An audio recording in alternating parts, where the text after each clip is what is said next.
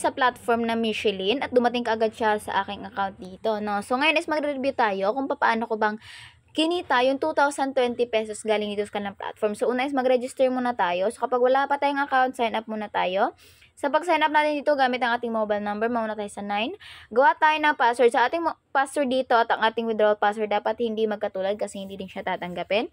And ang ating code is yung mga number lang na yan, lalagay natin dyan. After that, i-sign up lang natin at makakapasok na tayo sa kanilang platform na kung saan magbibigay ng 20 pesos libre nating makukuha pagkapasok natin. At ito ang kanilang dashboard. So, tignan natin dito sa ating Mine. Ayan, meron sa ating account dito na 20 pesos free na binigay ng kanilang platform. So, ano ba ang mga paraan dito para kumita? So, ang una is mga produkto. At ang pangalawa is kanilang referral program na kung saan ang kailangan mo lang naman gawin is mag-share ng app. Nakikita ka na ng unlimited earnings dito nang wala ka nilalabas na puhunan. Ang kailangan mo lang gawin is mag-copy and then i-paste sa lahat ng social media platform na meron ka para kumita ka ng direct referral, indirect referral na kung saan aabot ng 31%.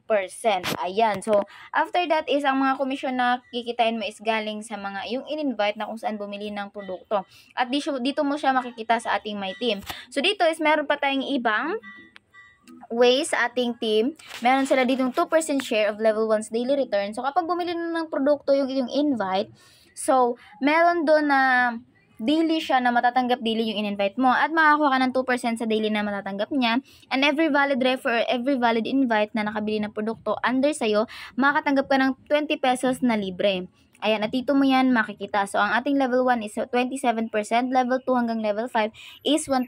Ang kagandahan dito is meron siyang level 4 and 5 kasi ang kadalasan sa mga platform is meron lang siyang 1, 2, and 3 lamang. So, If ngayon naman is hindi kayo ganun kahilig na mag-refer na inyong mga friends, meron naman tayong mga produkto dito na kung saan Pilot Sport 5 ang pinakamura, and then ang halaga niya is 150 pesos. Ang daily income niya is 33, so mababawi natin siya ng 5 days. If dito naman tayo sa Pilot Sport 4S, kakalaga siya ng 300, ang daily income niya is 69. Same lang din, halos 5 days nating mababawi. Pero sa kanilang produkto dito, dapat ang alalahanin nyo is makapag-daily return kayo ng 100 pesos para ma-withdraw nyo siya daily. If dito naman tayo sa ating 500, mga 4 days, bawi na natin yung ating puhunan na 500 pesos. So dito, everyday makatanggap tayo ng 120 pesos. Ayan, basta magpuhunan lang tayo ng 500. Dito naman tayo sa 1,000, 250 siya, 4 days bawing-bawi. Sa 5th day is puro na siya komisyon. Ayan, at ang pinakamahal naman na dito is Energy Saver 4. Kakahalaga ng 45,000, ang daily revenue niya is 20,215. Na kung saan sa 3rd day natin is puro na siya komisyon. So, kapag para mabili nyo yan, is kailangan nyo lang itap yung view details. Ayan, and then buy now lang natin dito. Maladirect tayo sa Gcash sending form, maglalagay tayo ng ating mobile number doon. After that is, maglalagay tayo ng amount, and then ikakopy na natin ang mobile number na binigay nila at magsisend tayo doon. Pagkatapos screenshot natin, balik dito tayo sa ating kanilang platform. Balik tayo sa main payment record. Ayan, so kapag may nakalagay nitong upload, i-upload nyo yung screenshot nyo na nagbayad kayo doon sa produkto or doon sa pag-send nyo sa inyong Gcash sa number na binigay nila. And after na-upload na yan, mabibili nyo na ang produkto at mapupunta na dito sa ating order.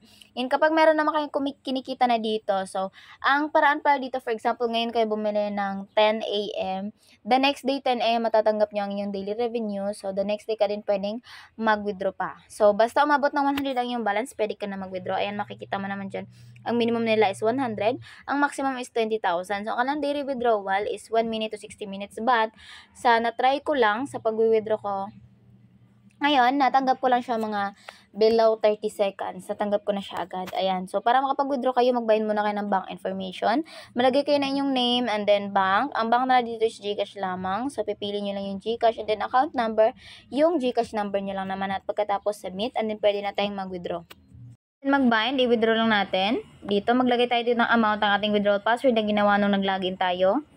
At i-receive lang natin, tap lang natin tong receive, and then withdrawals are being processed. Please be patient. So, hintayin muna natin na ilang mga minuto na ma-receive sa ating Gcash account yung ating withdraw dito na 2,020 pesos.